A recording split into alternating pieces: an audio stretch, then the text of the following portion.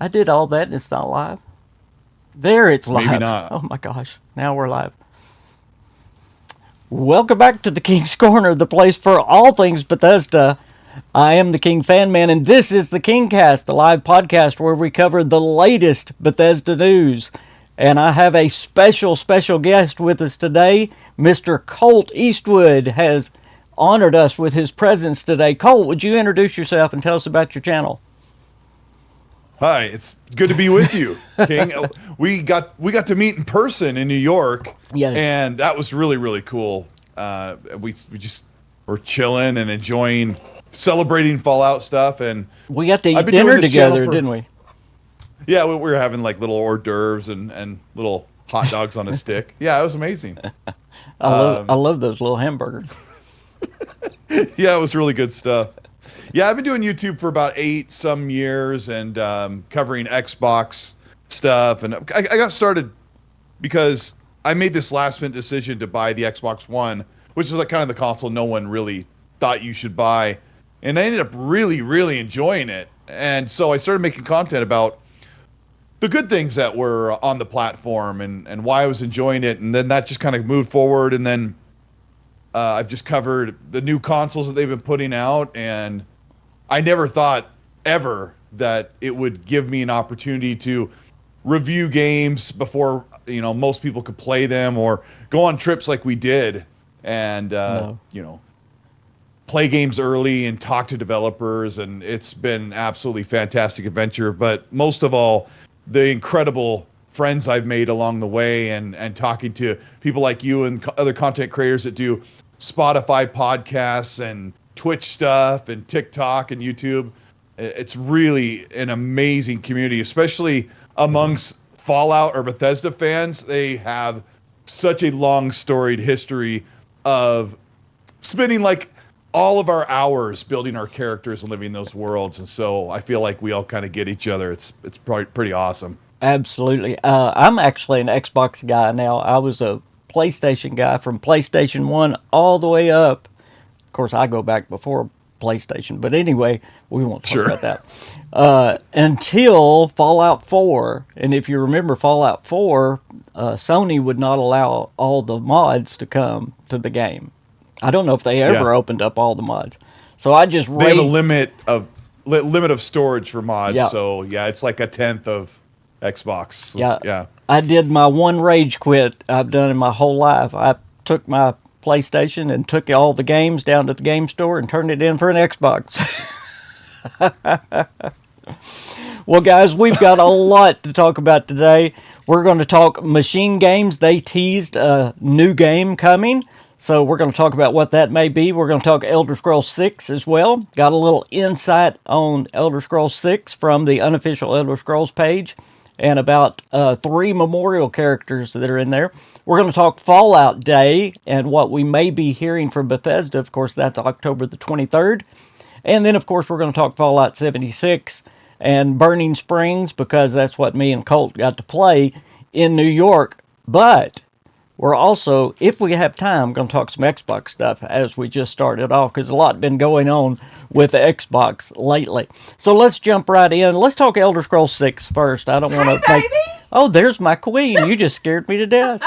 My queen just got home. I just had to come interrupt for a minute. Thank I didn't you. want She's- y'all to miss it too much. She's the normal co-host, so she had to interrupt. Sorry, guys. Elder Scrolls 6, the unofficial Elder Scrolls pages got to meet with Bethesda, and they got a NPC memorial. That's 3 now. We'll talk about those 3. But the real cool tweet that they gave out was they went into the meeting very nervous, and they were talking about the game, not about meeting Todd Howard or anything. Because us Bethesda fans are kind of nervous about Bethesda's future. But after seeing what they saw, they said they are extremely, and they underlined extremely, excited for the Elder Scrolls 6. So there's some good news. Yeah, and it's been almost nothing about Elder Scrolls 6 going back as far as 2022 was the last time Todd actually really talked about it. So, and you and I were just talking for just a moment before we went live, and you were like, "Hey, we're going to talk about this topic." I'm like, I had no idea that this was being revealed to people. Yeah. So I know we have the Skyrim Grandma. She's one of the characters that is going to be in the Elder Scrolls 6. Then there was a Make-A-Wish, and the unofficial Elder Scrolls page, what they did is they matched the Make-A-Wish. This was all for charity, okay? For the Make-A-Wish charity. They matched it, so Bethesda gave 2 memorial characters. So now we've got 3 that are going to be in the game. And their character is Lorana Perel, I think is how you pronounce that. But I wanted to ask you, because I know you talked about that leaker and everything a couple of weeks back. What do you think about that release date being 2027? Is that... I don't know. This leaker has been hit or miss. Yeah. Like kind of like stuff that I've reported on, but I heard that Elder Scrolls 6 was supposed to be the one more thing at the 2025 showcase. So I can't imagine Xbox continue to reveal something and have it years and years down the road, but I mean, they do make those mistakes. Yes. And with Elder Scrolls being revealed in 2018 at the Bethesda showcase, it would be really ridiculous for Todd and the team to give us a showing of Elder Scrolls 6 and make us wait another 2 years. Back in the day, you know, we saw Fallout 4 and Doom 6 months. 6 years to, or 6 months to 6 months. Yeah, it was 6 months for Fallout 4, right? Yes. And then it was like almost a year for the Doom 2016 release. So I want them to go back to that. So anyway, I've said all that to say, if this leaker is saying 2027, I'm like, well, maybe they really wanted to show it this year and have it ready for 2026. But then they were like, we actually need another year. So maybe it is 2027. But then my last thing I have to say about that is, I can see Bethesda saying, man, we really wanted to hit the fall or the end of 2027, but now we're 2028. Oh. That's how I feel about it right now. Well, you know, if you look at all the court documents, there were 2 court documents that came out about future Bethesda games. The FTC court leak that we've all looked at 100 times. And both of them, the interesting thing, don't look at the years. They put 3 years in between Starfield and Elder Scrolls. Well, that would make it 2026. Sure. Yeah. But I can see. And he also them, said we have one game that's going to take a decade. He said that in the court proceedings, right? Yes. Phil said we're working on one game that's going to that'll have a decade until it's finished, you know. And so that could be Fable, that could be Elder Scrolls 6. Yes. I saw a thing today that we might see Fable coming up at the Game Awards. Well, the last thing on the Elder Scrolls 6, you also know that the reason everybody was saying that we may get a trailer on the Elder Scrolls 6 this year is there is a trailer already done for the Elder Scrolls 6. It's internally at Bethesda. So that's why everybody thought it might be at the Xbox. Yeah. Everybody thought it might be shown at the Xbox Game Awards, but evidently some have seen it. I'm But on the front doors, I'm like, please, let me in. yes. I just know Bethesda needs to hit a home run with this game. So if they need another year, I'll give them another year because they definitely need to hit a home run with this one. Machine Can I ask game. you a really Yes, go Can I ahead. ask you a really difficult question? Sure. I really, really like Starfield. Yes. And I'm not quite sure like where you sit with Starfield. I like Starfield. Okay. Do you have any concerns that Elder Scrolls 6 might have some of the shortcomings that Starfield has? Like they're Yes. going to they always build upon their foundations, right? Are you a little bit worried about some of the evolutionary shortcomings that might come up to Elder Scrolls 6 through 100%. Starfield? 100%. Yeah. What I'm concerned about, not necessarily the procedural generation, because I think they'll get the world built. That's one thing Bethesda does well, is to build the world. But the Radiant Quest, every game they've gone more and more and more into the Radiant Quest. And Todd has talked about making a Elder Scrolls simulator. So in other words, so you can play it for 10 years. And he's been talking about these people play them for 10 years, so we got to make them to play for 10 years. No, you got to make a good game, and then people will play it. But that's that. So the philosophy going into it really concerns me. And then the last thing is Bethesda. You look at all they did with Starfield, the ship building, the outpost building, all the and the ship flying, just to get that down there, ain't no telling how long that took. And they did a great job with it. But at the core, you have to have a good RPG first. And that's what concerns me, is how much time are they going to spend on whatever new thing, because Todd's going to have some new thing, whether it's castle building or boat building or something in the Elder Scrolls 6. Boat building was the one of the rumors. I'm not sure if it was true, but sure sounded amazing. And, Todd also had on his notes, on his Skyrim notes, he wanted castle building and for you to become the lord of the castle. Well, that would fall into it too, as you're talking about building on one thing to the next. But you have to have the good RPG first. And those are my concerns going forward. So, no, to answer on Starfield, I like Starfield. I can see its shortcomings. But I do enjoy the game. It gets a little repetitive in the exploring, and I think that's what gets people the most, because people like Bethesda most for the worlds and exploring the worlds. And Starfield just doesn't explore the same way. Yeah, it doesn't. No. It's too big. But I'm glad to hear you like it. I'm glad to hear you like it. I do too. I have over 500 hours in it, but that's my least played game, Bethesda game. Yeah, I'm somewhere around that as well, and sometimes I've just been doing organic things, and I have like 3 characters that are fairly high level. I think about a lot with Elder Scrolls 6. I think they really set out to do something different with Starfield, and so a lot of people express their concern about, what if Elder Scrolls 6 has those shortcomings that Starfield has? And I think you nailed it really well, that they were, Todd was trying to do something new.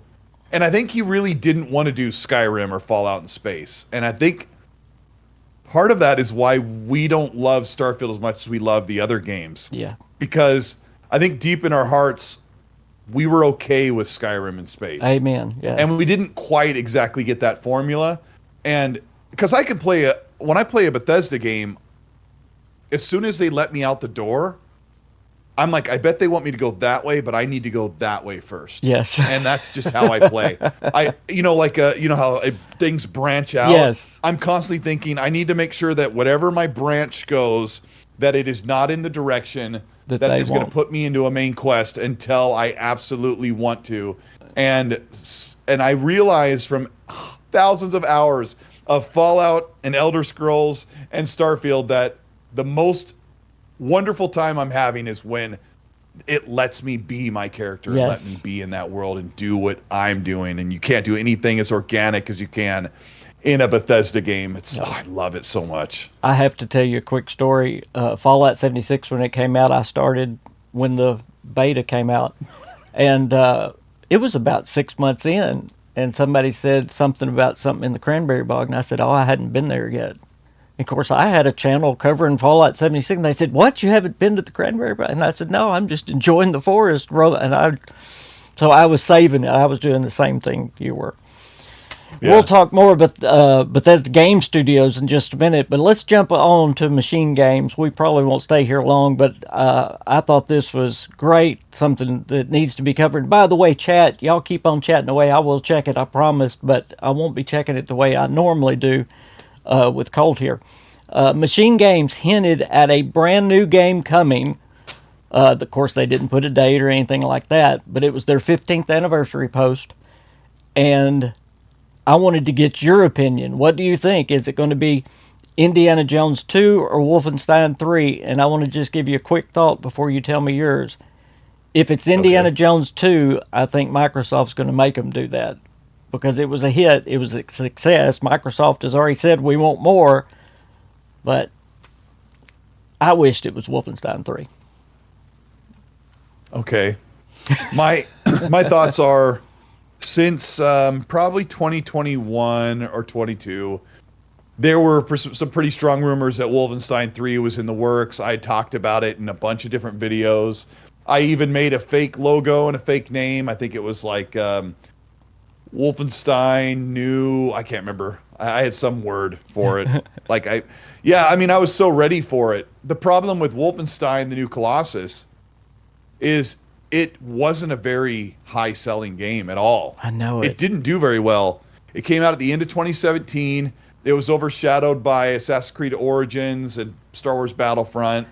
And that was so weird. Phenomenal game. It made best FPS of the year and made some Game of the Year awards. But you're right, it didn't sell. Yeah, I can't remember what the number was. It might have been less than 2 million. It was really, really low. And it's such a well-loved game. It always perplexes me. But you're right. Microsoft would totally say, I know you guys want to do Wolfenstein, but you know, Troy Baker and Indiana Jones, that's the moneymaker. Yeah. But if it's true that they've been working on Wolfenstein for a while, maybe they have something really great that they want to wrap up in the next couple of years or something, and then they can just start planning out what the next Indiana Jones game is. But I think it makes more sense if you've got something built for Wolfenstein 3, finish it up while you're planning a larger-than-life sequel for Indiana Jones. Yes. And don't make the mistake that Bethesda Game Studios made in letting a TV show hit and having no content to put out. I was screaming for a year that they needed something big, several big things, and they had nothing. And Todd was like, well, it surprised us that. I mean, if you look at The Witcher, when The Witcher TV show came out, The Witcher 3 sales went crazy and the players went, I mean, that was an old game and they went back to it. So, and I say all that to say, of course, the Wolfenstein TV show is in the works right now. So wouldn't it be perfect to have a Wolfenstein 3 to come out right when the TV show comes out? Yep. And I know firsthand how angry, well, I should say this a different way. I know firsthand how frustrated they were when the Fallout TV show was absolutely explosive and they had nothing to show for it but a Vault 33 backpack in Fallout 76. That's it. Man, I don't know how they didn't see that coming. Yeah, there was somebody in her chat, I don't know if she's still here, that was playing again. Yeah, that blue number and I play a lot of Fallout 76 together, and we were playing 76 with somebody fairly important in the gaming space, and they were talking to us about the frustration of how quickly the show just exploded just became so popular, and there was no way to get a Fallout game or make bespoke Fallout content for 76. And Fallout 76 saw like a 10 times user engagement or something. There were so many people that jumped on Fallout 76. Yes. It was so incredible. And highest numbers ever. What was that? It was 2020. Was that 2024 when the show? 2023, I think. Okay, so yeah, it came out after Starfield was out, and everybody kind of finished Starfield, and then this TV show for Fallout dropped, right? And the year before, in early 2023, in lieu of Starfield, I was so Bethesda hungry. I did not like Fallout 76. I played it in the first year, and I'm like, I just don't get it. Like, you know, I just love Fallout 4 so much. Yep. And so it seemed like about once every year since 2019 when the game came out, I think it was 2019, I would jump in once a year into Fallout 76 and try to get why people were still playing it. And I'm like, I just don't like this game. I hate to say it, but I don't know. I just don't like it. And it really pained me to say it. So in early 2023, I was so hungry for Starfield because it had been delayed again. I said, I'm going to do this, and this time I'm just going to start over. I'm going to walk through the vault, and I'm going to make sure that I do this right. And I followed the tutorial instead of going out and just walking this way, instead of heading down toward the river for the main quest. I did the main quest, and King, it was an awakening for me. Yes, that happened. I went from hating Fallout 76, you know, because I love the other ones to death. I mean, look at this. I went to hating it to like, oh my gosh, I cannot stop playing this wonderful, amazing, beautiful, just experience online. I was playing it solo, And it took a little while to get friends like That Blue Number, my friend Dante and Red Wolf, and some other friends. They're like, "You're finally playing it." So they're like, "We'll jump in with you. We've been playing it forever," and we had such a great time. It's one of those great moments that sometimes you got to get it right. I'm so glad I Absolutely. did. I'm Blue Number says that she's still here, and I heard that they want to do the raid with me. So yes, I need a good team to do the raid. You know, Fallout 76 is that way exactly, and I've told people that it's so different than the single player Fallout. You've got to get it first before it hits, and then when it hits you, it'll grab a hold of you. I went into the beta not wanting a multiplayer Fallout, but I did the same thing. I was trying to check out the game for my channel, and I stayed long enough that it hooked me. But I'm so glad that it hooked you. Well, Yeah. before we talk about Fallout Day, then, since we're talking about Fallout 76, a great segue, let's talk about what's coming up this December. I want to hear all your thoughts about the New York trip and everything, what you played in the game, and just anything you want to talk about with Fallout 76 and our trip to New York.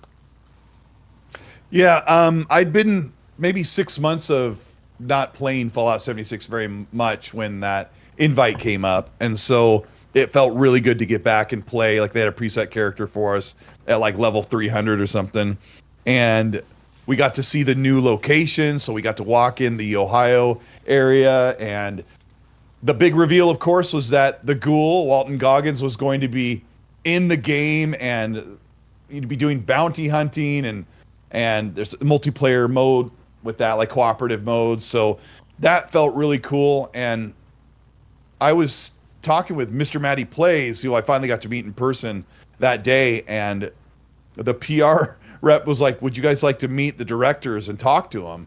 And so Maddie and I stood next to them while everyone's kind of playtesting, and we asked them a bunch of questions about the content and what their plans are moving forward. And I asked them about What do you have? What do you have juicy for us? I don't have anything juicy. Oh, come on. I was super excited to get to talk to the people that create the game that I've played 300 or 400 hours in, and absolutely adore the game. But just meeting the people that make the magic happen.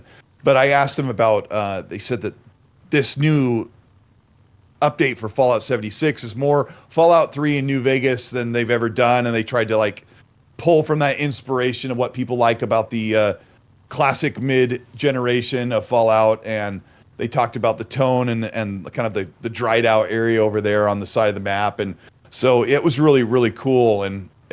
And just being among like you and these other content creators and Miss Fallout was there. It was such a great trip. It was. And New York is gorgeous. I've never been there before. I've never been out that far in the US. And so I put my earbuds in, just walked all over Midtown and Manhattan and saw the sights and hung out with you guys and had a really great time. It was a great time. I do have a little juicy news about future content coming. They are actually going to bring more content to Burning Springs in following updates. They are going to extend the story of the Rust King and extend the story of the Ghoul as well. So when I asked about the Ghoul, what's he doing in Ohio? And John Rush was kind of sheepish about answering. He was like, well, and finally he said, "You'll find out."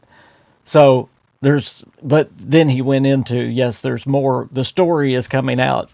There's going to be a update to that. But also, and we talked about this last week on the KingCast, I don't know if you've found this or seen this.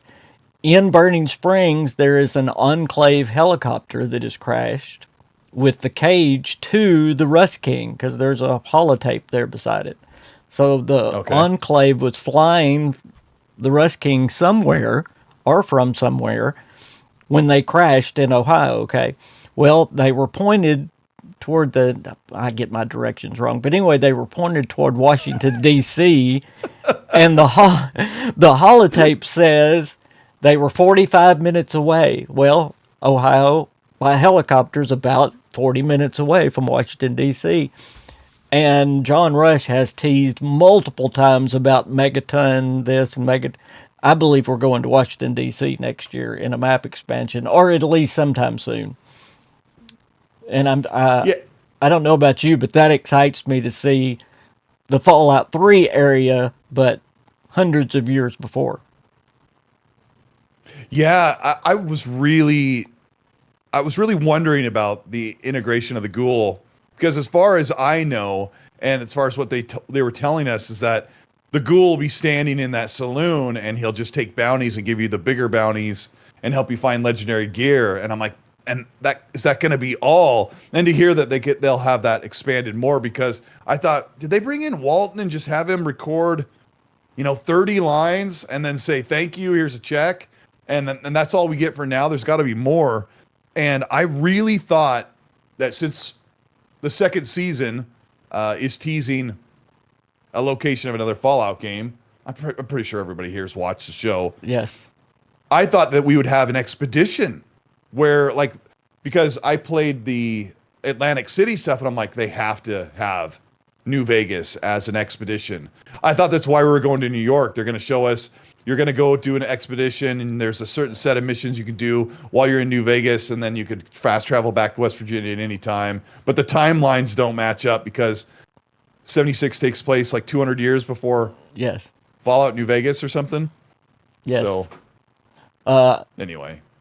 I believe they were going to have an expedition to Washington, but because when the first one came out, The Pit, I don't know if you remember this, but somehow it got leaked or shown or something. They had a rough draft artist sketch of Washington, D.C., of DuPont Circle there in Washington, D.C. So I believe they were planning on having an expedition, but they've seen now with Skyline Valley and with this one that we like the map expansions better than the Loading expeditions. Yeah. So that's why I think it's, because if you look at the map, on the existing map, there's enough room to have Washington, D.C., just like there was Ohio. And then there's down here to the left. See, I'm not using directions. I'm saying left. It's Kentucky. We're on camera. The camera's flipped. They flip. I'm facing I know south in my studio. It's all messed up. Lelouch says, hello, I have a question. Do you know when or if anything about new content yet to be released for Burning Springs? Well, hey, we just talked about some of that. That's good. The stuff that we just talked about is going to be coming after Burning Springs. As far as what goes on in Burning, I haven't finished the story, and I'm not going to. I'm playing it in the PTS, but I don't want to finish the story. I don't want to ruin it. I hate running things beforehand. That's why I stayed in the forest for forever and didn't leave. So, right now, going on in Fallout 76, of course, Mischief Night is going on right now. It's through October the 21st. That's the Halloween event. If you've never played that, Colt, you need to play it. They had it years ago, and it was the best event in the whole game. And now they brought it back. And then on October the 21st, the Spooky Scorched are going to come out with all new rewards and a new mini-season called Night at the Morgue. So that's what's going on in Fallout 76 right now. You have anything else you want to talk about with Fallout 76? No, I think that's enough, I think. You think we covered it? Absolutely. Well, let's go on to Fallout Day. Fallout Day is October the 23rd. I'm super excited. I wish I was going. They're going to have a big thing in right outside of Vegas, but I'm not going. But yeah, I'm not going either. They did say they're not going to announce any new games, but they're going to talk about existing games. They're going to announce something with existing games. So what can we expect on October the 23rd as far as announcements? Well, we just got through talking about Fallout 76. Y'all know we've been talking about it ad nauseum here on this channel. So they've already announced what's going on there. What about Fallout 3 Remastered? Maybe we'll hear something. Nope. Well, if you believe in Nate the Hate said don't expect Fallout 3 Remastered to be mentioned on October the 23rd. So what does that leave? And I have been telling y'all for weeks now that I believe the Fallout 4 update is either coming or going to be announced and probably drop either on Fallout Day or Fallout 4's anniversary, which is November the something. I don't remember right now. But I've told y'all before. But the Fallout 4 update, I'm very excited about this because not only are they bringing creations like Starfield has, like Skyrim has, but they're also going to fix the game that they broke last year. And Colt, this is good. I don't know. Have you played any of the creations in Starfield? Like Watchtower. Have you played Watchtower? I have not played Watchtower, but I have creationed the heck out of Starfield. You need to try yeah, I've Watchtower. played- It's good. He's That's the all I keep one. hearing about it. Yeah, he's the one that made Sim Settlements for Fallout 4. So they're, and Okay. I say him, the team. But the good news about this creation thing is, from what I hear, Bethesda gave them the update so that they could be working on creations to drop day one when this Fallout 4 update comes out. So you'll probably have a creation from King Gath and many more that'll come out that day. So, Fallout Day, Colt, what do you think about Fallout 3 Remastered or Fallout 4 update? What do you, maybe you have some inside scoop for us. I would love that. I don't. I've made a couple of videos on this. If Nate the Hate says don't expect Fallout 3, yeah, he's been pretty good. He has. It's been pretty good. I want to hear otherwise, but if he says there's nothing there, I'll just have to wait. The Fallout 3 remaster, I fully expect it to feel more like a remake like they did with Oblivion. Yes. And maybe it's Virtual Studios, and maybe it's Unreal Engine 5, and it looks a little more modern, and oh boy, does it need it. And please fix the gunplay. Yeah, I'm sure they will. I'm sure they'll iron sight, and they'll make the gunplay feel a little bit better, but, Fallout New Vegas did that okay, pretty well, I guess, for the time. But my problem with Fallout 3 is when it came out, it felt dated to me. When in 2008, when it was a brand new game, I thought, man, that looks like a really old game. And I didn't get into Fallout until 2010 when New Vegas dropped. There was something about that trailer that I finally kind of understood why people are so excited about Fallout as a franchise in that modern era. And so when I saw the trailer for Fallout New Vegas, I keep wanting to say 76 for New Vegas, I bought it day one. I played the heck out of it. I'm like, okay, I get it. And I went and bought Fallout 3 immediately. But I knew, while I was enjoying those games, I felt, man, they feel so dusty and so old and so stilted. So it's always needed that. And I'm also the guy who tells people to shut up when they say they don't like the gunplay in Fallout 4. I think it's phenomenal. Oh, yeah. There's a couple of guns in the game that aren't that great. But I think the gunplay is the combat shotgun, combat rifle, the pistol, even some of the pipe pistols are really, like, it's really good. Yeah. And whenever people are like, oh, that combat's trash, I'm like, stop. Stop. I'm sure you It's know so this, fun. Bethesda Game Studios, the combat was so bad and they couldn't get it good, so they contacted id Software, and id Software were the ones that came in and fixed the gunplay. Game Seeker, thank you so much for the super chat, $5. I appreciate it. He's got a question. Was there any next generation console graphics update news for Fallout 76? Good to see you two together. Bethesda boys team up. Yeah, yes, there actually was. It was confirmed that the next gen update is coming to Fallout 76. Now, they didn't give us a date, but they are planning it, and it's coming, and it sounded like to me, Colt, this was in my group. We were in different groups. I think we went on different days. This was one of the questions that was asked, and it came up, and they said that it is coming, and it sounded like next year is when the next gen update is coming, which will be good because that'll be like a year before the brand new consoles come out. So they just barely making this next gen upgrade. But they were talking about how difficult it was. Game Seeker told me about this like a couple weeks before I went to the New York event when I got invited. And I think he saw it on your channel or a couple other channels. And he's like, they're doing a whole overhaul of the engine and an extra upgrade. And I'm like, I thought, why? Because I think in 2022, they kind of gave us the PS5 Xbox Series update. Yeah. Because it was 30 frames for a long time. And so they Xbox had FPS boost for a while. And then it was so funny because when I went back to play Fallout 76, I was like, let's do this. Let's start off from the beginning. Let's just see. And I loaded it up and it was 60 frames on my Xbox. I thought, what? I'm like, FPS boost, it's gone. I'm like, when did this happen? Yeah. I completely missed that update. So when Seeker said that they had this next gen update, I'm like, what is that? Do you know anything about? I don't know what it's going to be, and I was going to ask you. No, I have no idea what it entails. I'm pretty sure it's 60 on PS5 as well, because the Xbox had FPS boost for a while, which worked pretty good.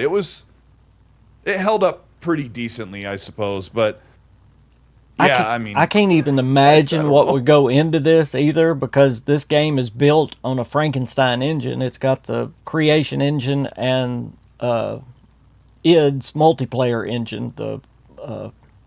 I just went blank. Oh, that's what they're doing. id Tech, okay. Yeah. So I don't even know how they would do it, and I'm sure that's what's kept them from doing a lot of things. Cross-platform. Yeah. Yeah. Yeah. Same with Elder Scrolls Online. Yeah, it's a big mess. Yeah. That's an early last generation, build of that game for Elder Scrolls 6 or Elder Scrolls Online. Yeah. So, it's so funny when you were talking about how Todd wants to build this Elder Scrolls simulator where you play it for 10 years. I'm like, Todd, you already did that. People have been playing Elder Scrolls for 10 years. Waiting on the next. Let's do the next thing.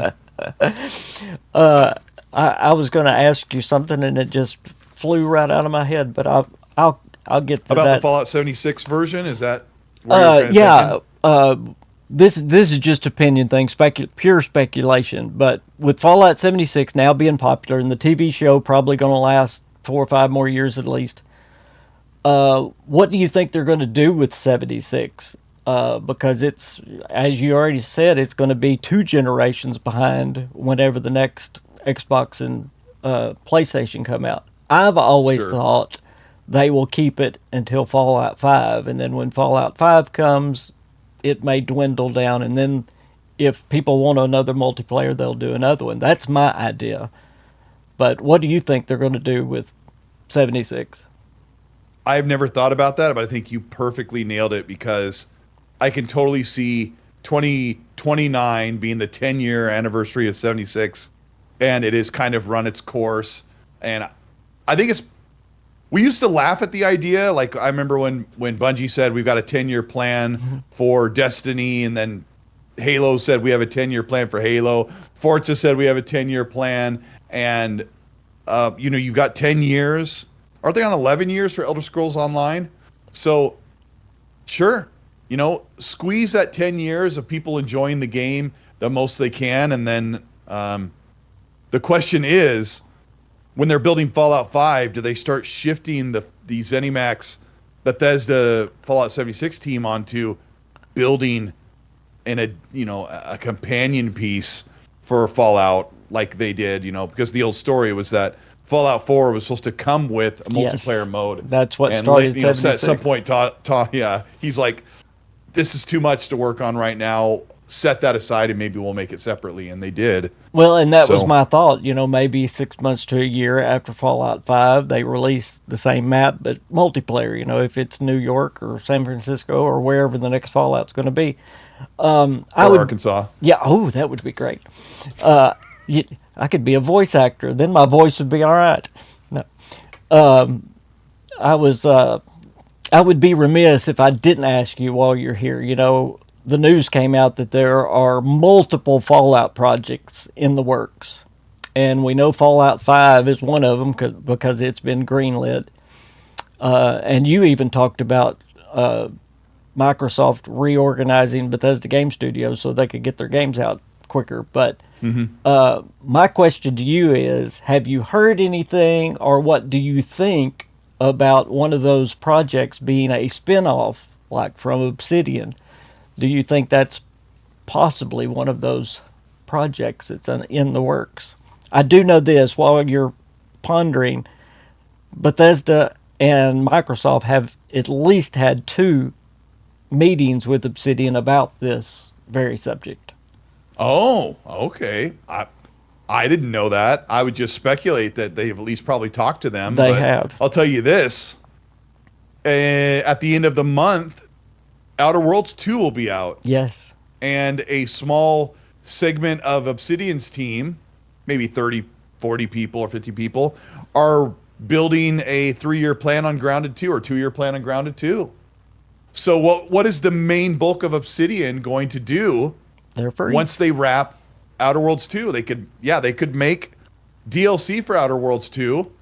But if I was Microsoft and Xbox, I would say, yeah, DLC for Outer Worlds 2 sounds nice, but I think you'd be better suited doing support on the next Fallout game. And I am more personally thinking, this is just my personal opinion, that Obsidian shouldn't take on a whole project for Fallout because they're a totally different team than they were 15 years ago.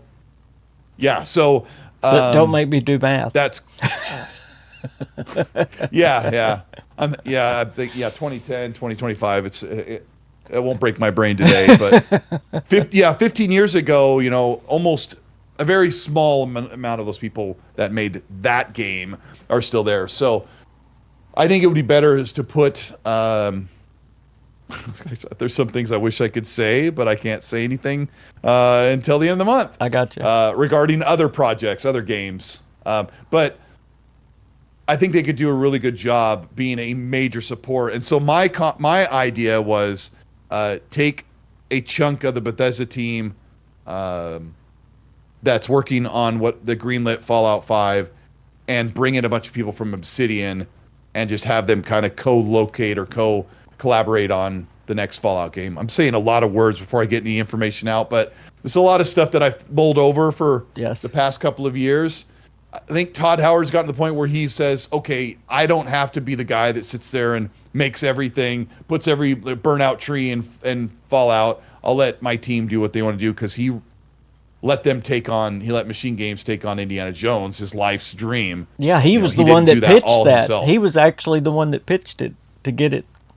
Well, I do have just a few nuggets for you that might entice the Obsidian talk. 2024 was after the TV show had hit and they had nothing. Microsoft met with Bethesda and was like, we need Fallout content now. And they were yelling, right? Yes. Because Todd said, we're on Elder Scrolls, sorry. Of course, that's when they ramped up work on Fallout 76, and we see what's come of it. They also had a meeting with Obsidian, as I've already told you. But also, and I believe his name is Gonzalez, he was the lead writer and producer on Fallout New Vegas. He has actually come back to Obsidian, and his quote was, "They are doing a project I could not resist." There you go. That's good enough for me. I mean, I don't know that that's Fallout, but boy, that sounds kind of fishy. Yeah, it does. Yeah, I mean, he might as well just say, I'm so excited to be working on Fallout. Again. That's what I think anyway. But I think you had I've always thought there was a spinoff, but they definitely could be combining. That would be a great idea. Whatever you may think of Obsidian's games this year, they have put out 3 games in 1 year, which is just unreal. They put out Avowed, Grounded 2, and now The Outer Worlds is coming out. I mean, that's crazy good. I wish they could teach Bethesda. It's unheard of. Yeah, I wish they could teach Bethesda how to do that. All right, let's move on to your forte. We're going to talk about Xbox for a little bit. Oh, what all is... Okay. Anything going on with Xbox? There's no Xbox news, is there? Isn't it interesting how Xbox is in the news every single week, no matter what? Yes. Rain or shine.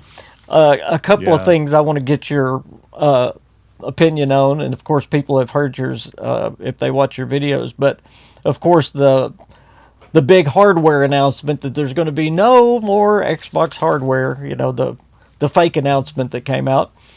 And then also, of course, what Game Pass is going through right now. So whichever one you want to Yeah. tackle first, we can jump into it. Well, we'll start with Game Pass because it's one of the reasons why misinformation was flying around. Basically, Xbox decided they wanted to increase the amount of revenue they bring in for Game Pass by justifying it with extra content, but also bringing that price point up to where they had a guaranteed amount of money coming in from their core audience. And to me, that translates to a price hike, whether you see value in the extra content or not. And it's brought Game Pass up to past the threshold that most people feel like, you know what, I'm just going to keep this thing debiting out of my account every month. Now people are saying, I don't want to do that, or I'm going to pick and choose when I subscribe. And this caused a lot of problems because Sarah Bond, the head of Xbox Gaming, had just a couple days before had bragged that they were Making $5 money, billion yeah. large in revenue every year. And then she said that knowing that they had this whole unrolling. It almost makes you feel like that Xbox thought, we're going to change the tiers a little bit and offer more, but that comes with a price hike. But we're so excited to share how big Game Pass is getting. And like they didn't see people going, what the heck are you guys doing? How are you expecting people to continually debit $30 US out of their account every single month? Yeah, I was about to say, And it wasn't a little price hike. It was a 50% price hike. yeah, and there's fans who are like, oh, well, why are you crying about an extra $10? It's literally 33 cents a day, and that's not the point. I have 3 kids, and I try to keep all of us on Game Pass, and one of them can share. So, it just, that debit adds up month after month after month after month. And sometimes, my kids aren't like me. They don't play a bunch of games on Game Pass. Sometimes they only play a couple of games, or they play the same game that isn't even in Game Pass. So, yeah, I mean, everybody's not the same. So it really caused a rift where at this point, if the media or the general gaming fan base wasn't super hot or didn't love Xbox, they really have been given full justification. Just say, what are you doing? And I'm one of them. And I've been covering the platform for 10 years, and I called them out on their egregious price hiking. They continue to try to hike up prices of games. Their consoles are at such a high price mark that nobody wants them. They're yanking them from stores because they lose money every time they sell one. It's just a bad look overall. And we're not going to sit here and talk about the Game Pass price hike because the reality is they made the change and they're not going back on it. They made the brand deals with Ubisoft and Fortnite with Epic, and vote with your wallet all you want. They're making money whether you unsub or not. What do you think it's going to do to Game Pass, though? How many do you think are going to stay? I did some rough math, and that I even went up to 10 million, but if 5 million users left, which is kind of an insane number even for how bad the PR was, I don't even think it was that much. If 5 million people left Game Pass completely, the people that remain on an average between $10 to $30, I did a math based on $12 for all 30-some million subscribers, that they would still be making Wow. more money than they did before they changed it. Wow. If I'm saying that correctly. Yeah. Yeah, basically, if there was a mass exodus, those people that are no longer paying the higher price point across the 3 tiers would make up for that shortfall, and they would still end up in the green. So, yeah, it's really crappy. And the reason why I said we're not going to talk about Game Pass is it'll bore you to tears, but it folded into this fear and uncertainty and doubt, the FUD that Xbox was spiraling out of control and they were going to shut everything down. And that's where the news topic comes in, that trusted leakers, and there's still these trusted leakers are coming out even a couple of days ago, that my uncle, runs the mop over there in the hallways of Microsoft and said they're not making consoles anymore. There's a very prominent prominent gaming YouTuber that said, I know with 100% certainty. Wasn't there a former Xbox employee that talked about it? The lady, I mean, she's like one of the top ladies, said that, they're getting out of the hardware business. Okay, the funny thing about that is about 3 or 5 months ago, Laura Fryer, who used to be a head person at Xbox and Microsoft about 10 years ago. She, with all the troubling things around Xbox, she kind of aired her grievances in this really great video. It was really, really well thought out. She's really, really smart. But the main point of her video is that Xbox doesn't care about consoles. They don't care about hardware. They want to just be a software platform, and they're not going to make any more consoles. About 3 days after that video went fairly viral for her. She had a very small channel at the time and got maybe 100,000 views, which is huge. A few days after that, Lisa Su and Sarah Bond went public and said, we are excited to announce we're working on multiple AMD chipsets for Xbox's next generation console and devices. So all of the complaining she did about Xbox like having their hard time connecting with their fan base and knowing what they want, all along the way while she's saying this, AMD has been partnering with Xbox to go above and beyond the next generation with a full custom chipset, nothing like the PS6, which, you know, right now the PS5 and Series X chips are very, very similar. Yes. And I covered this in a video the other day. And if you go watch this video about the new Magnus chip being revealed, I have. It is unlike any other configuration that we've ever seen with a console because it will also be a PC. Yeah, it's going to be a PC. That's amazing. Yeah. Well, thank you for giving your insights on that. And can you believe we've already been an hour? We're about to get off here. I was looking through the comments because I haven't hardly read any of them. Y'all forgive me this week. I wanted to hear Colt talk because he has such a good voice. Let's see. And I get to listen to yours. So oh, no. That's great. No. Lelouch says after Don't this let him big fool you. update, what do you think the next biggest update will be, just in theory? Fallout 76, they say they plan years in advance. So in this coming year, I know they're probably they're going to extend the story of Burning Springs. They're going to get into the Interloper. They're going to do that soon. Now, whether they bring him into Ohio or not, I'm not sure, but they have teased that multiple times in the game. And then, as I say, they are now teasing about Washington, D.C. and the Enclave. I can't wait for an Enclave update. That's my favorite faction in Fallout. So that will be great to look forward to. Well, Colt, thank you so much for being on the KingCast. I appreciate you so much. It was a pleasure meeting you in New York. And now this is just great. Y'all, please go and subscribe to Colt. His link is down in the description below, but I'm sure y'all are already subscribed to him anyway. But thank you so much for being here. It has been an absolute pleasure. Guys, thank y'all so much for joining the KingCast.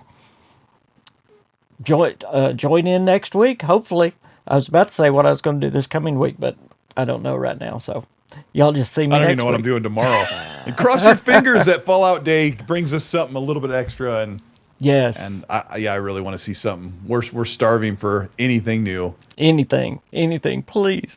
Y'all have a great rest of your week.